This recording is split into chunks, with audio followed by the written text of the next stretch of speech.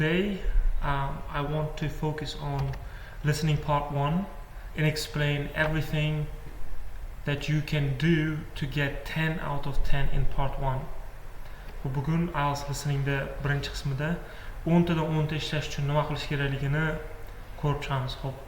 First thing you have to do is understand the format. Test formatini bilib olish kerak o'zi birinchi bo'lib.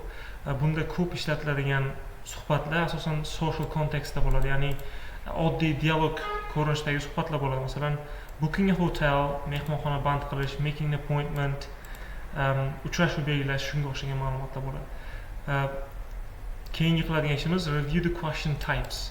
Savol turlarini ko'rib chiqishimiz kerak. Asosan eng ko'p uchraydigan savol turlari completion, sentence completion or form completion, short answer questions ham bo'lishi mumkin. Masalan, qanaqadir savol bo'ladi, yilni so'raydi yoki shunga o'xshagan holatlar.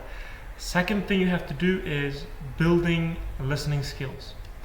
Xo'p, taxminiy ketadigan vaqtdan berilgan bu yerda ko'rsatganman. Xo'p, bir kun vaqt sarflash mumkin format tushunib olish uchun. Kamida bir hafta listening skillni rivojlantirishimiz kerak. Buning uchun daily listening practice, at least 30 minutes to listening to different kinds of things. For example, IELTS practice tests. Praktika testlarni shunchaki eshitamiz, ularni bajarmaymiz, shunchaki audiosini eshitamiz xolos.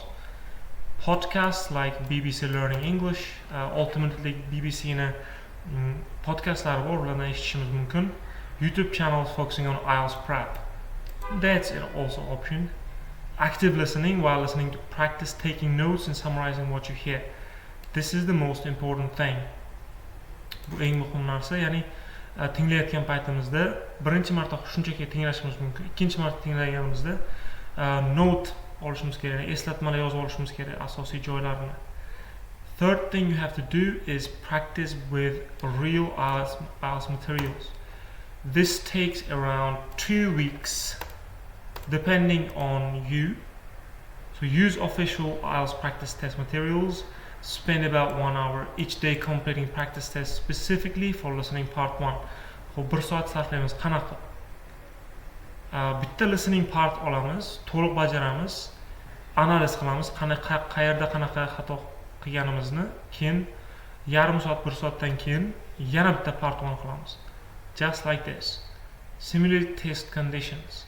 Ya'ni xuddi haqiqiy testdagidaqa o'zimizga cheating qilishga imkoniyat bermaymiz. Ya'ni agar bitta harfi ham noto'g'ri ketgan bo'lsa, noto'g'ri sifatida qabul qilishimiz shart. Yoki bo'lmasam ikkita so'z yozib qo'ygan bo'lsak, bitta so'z so'ragan bo'lsa, xato hisoblashimiz shart uni. So, next thing you have to do is focus on vocabulary and context. These two things are the most important. Lug'at va kontekst juda muhim. Bular faqat part 1 uchun emas, qolgan partlar uchun ham muhim. Shu umumiy tushishi mumkin bo'lgan mavzularga tegishli so'zlarni o'rganishimiz kerak. Masalan, travelga bo'lishi mumkin 5-star hotel, booking, taking a taxi, reserving a seat. Shunga o'xshagan so'zlar bo'lishi mumkin. Va hokazo so'zlarni o'rganishimiz kerak bo'ladi. Kontekst deganda, ya'ni qanaqa ma'lumot haqida gapirishyapti, qanaqa mavzu muhokama qilinyapti, shuni ham o'rganishimiz shart. Buning uchun contextual listening ni praktika qilsak bo'ladi. Ya'ni listen to conversations, try to predict what they might be said next. Xo'p, keyingi ma'lumot nima bo'lishi mumkinligini taxmin qilishimiz mumkin. Buni praktika qilishimiz uchun oldimizda test qog'ozi bo'lishi kerak emas. Faqat audioni eshitamiz, keyingi aytiladigan ma'lumot nima bo'lishi mumkinligini taxmin qilib ko'rishimiz kerak. That's great for contextual listening. Bu keyinchalik predict qilish imkoniyatlarini ham oshirib beradi. So next, note taking skills. This is very important. Again, around 1 week. Yuqorida aytganimdek, audioni tinglaymiz. Eshitayotgan paytimizda asosiy kerakli ma'lumotni bilgan ma'lumotlarimizni yozib olamiz. Bu yerda yana IELTS audiolarda bitta tomoni bor. They stress the word. They stress the important words. So we have to take notes of those important words. Muhim so'zlarga IELTSda kuchli stress qo'yiladi. shuni e'tiborga olib o'shunaqa so'zlarni ham yozib olishimiz kerak. Keyingisi umumiy ma'lumotni eshitganimizdan keyin qisqacha xulosasini yozishimiz ham mumkin. Bu ham yordam beradi katta.